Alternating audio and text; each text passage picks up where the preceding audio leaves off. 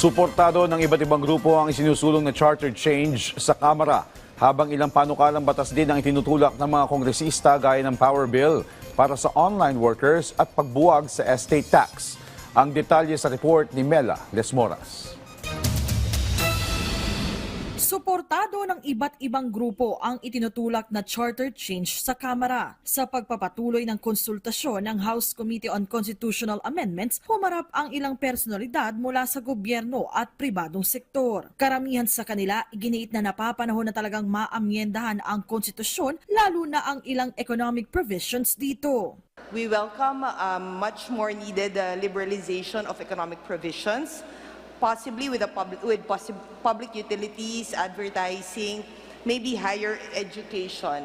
We also want to note that the 2023 OECD data with regard to restrictiveness of regulatory FDI Regulatory Restrictiveness Index puts the Philippines second to the most restrictive in ASEAN. So that's after Lao. Pagdating naman sa aktual na pamamaraan ng pag-amyenda sa konstitusyon, may mga opisyal na naghayag ng suporta sa Constitutional Convention o CONCON. Pero mayroon din namang ipinauubaya na sa Kongreso ang desisyon ukol dito. The previous Congress, we approved in the House economic provisions, amending 6 economic provisions, but unfortunately, the Senate did not act on that. So we're back here to again find out what is the best mode.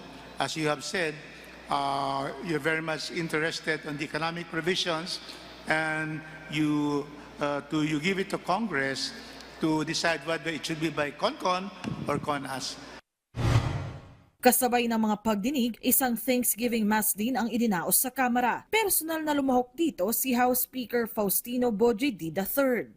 Honorable Congressmen and women, all of us will meet God at our lives.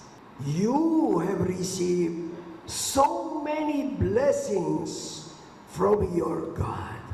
Have the practice now of sharing God some of your blessings.